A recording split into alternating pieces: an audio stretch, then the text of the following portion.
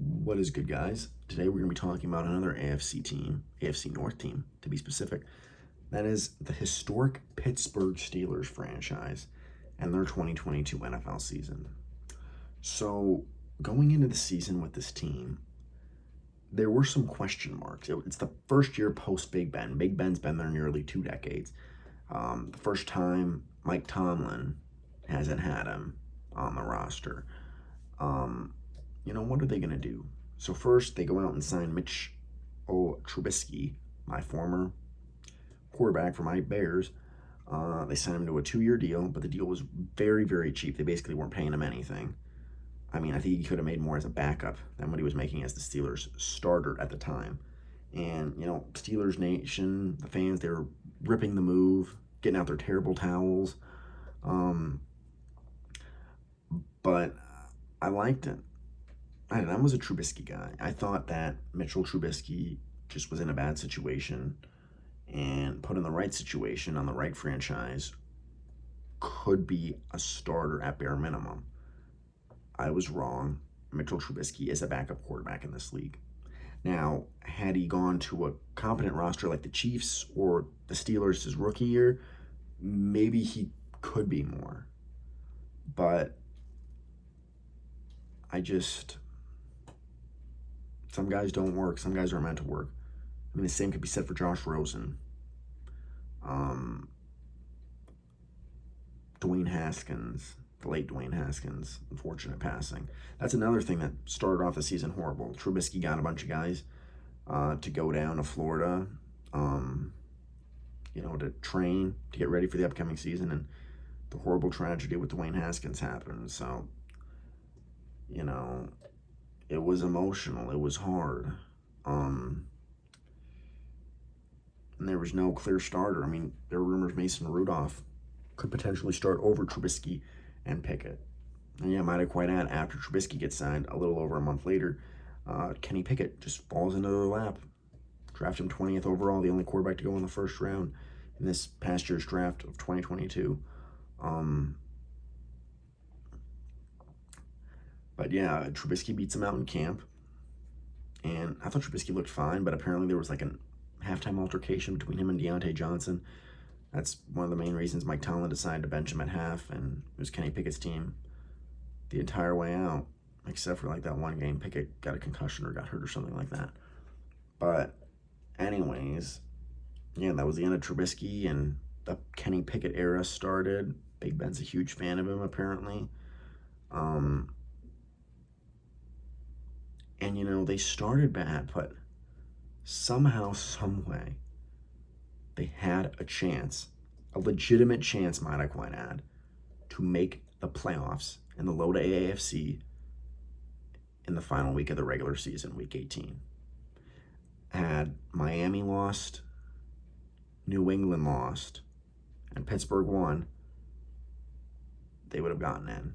And 2 of those 3 things happened. The Steelers beat the Browns. The Patriots lost to the Bills. The Dolphins nearly lost to the Jets. If that happens, we're in. So, it's just remarkable. I want to talk about Mike Tomlin for a minute. Nobody ever talks about him as an elite NFL head coach. But what he's been able to do is just... it's shocking. It's unprecedented. I mean, it's unbelievable. 18 seasons as the head coach of the Steelers. Never has had a losing season. Never. He's finished 500 sometimes. I think he actually finished 500 when they extended it to 17 games. Because I think he tied. I think he went like 8-8-1. But it really is impressive. I mean, and it's not just like he did it all with Big Ben. No, I remember Big Ben went down in week 2 at some point a few years back. And he still was winning with Mason Rudolph and Devlin Duck Hodges. And Devlin Duck Hodges is out of the league at this point, folks. And Mason Rudolph was the third string this year, and nobody wanted to trade for him. Mike Tomlin won with them. Granted, the defense was pretty good, but he won with them. And also, the Art Rooney family, that might be best ownership in the league. They've never had to fire a coach. Like the last 4 coaches, they've all retired. Bill Cowher, forgive me, I can't remember the coach before Bill Cowher. All I remember is he's an all-time great. If you told me the name, I'd obviously know who it is. Chuck Noll, maybe? I don't know. Maybe Chuck Noll never even coached the Steelers, but that seems familiar to me. Yeah, and then some people are like, well, it's a offensive league. You know, Mike Tomlin's a defensive guy. You know, you got to let him go. League's pivoting to offense. Hire a young offensive guy. But I just can't. You can't fire Mike Tomlin. Never had a losing season in 18 years.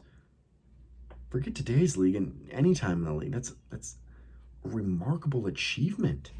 That's like first ballot Hall of Fame material. He's just amazing.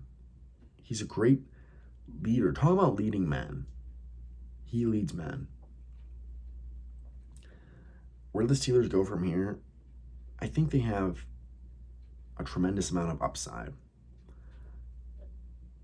Coming out of college, I thought Kenny Pickett had the potential to be a tier 2 quarterback, which means he's not, to remind you, he's not talented enough to carry a franchise, but he is capable, if he has the pieces, to win a Super Bowl in today's NFL.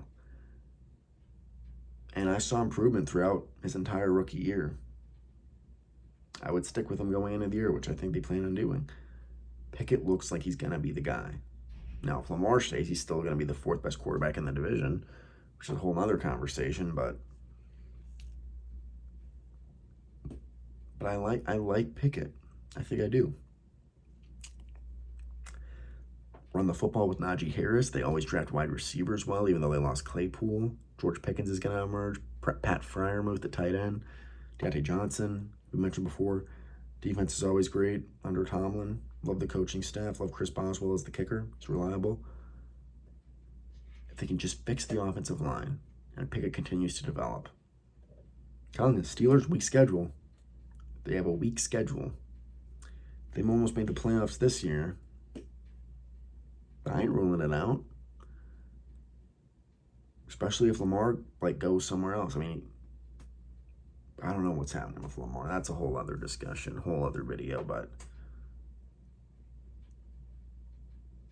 I have faith in the Steelers. I have faith in the Rooney family, their ownership group. I have faith in Mike Tomlin. I think they're going to figure this out. I really do. Hopefully Pickett's the guy. If not, they'll move off him. Go get another guy, because that's what great organizations do. So that about wraps up the Steelers' 2022 NFL season. More content throughout the week.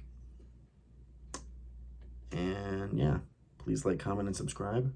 And I'll talk to you guys later.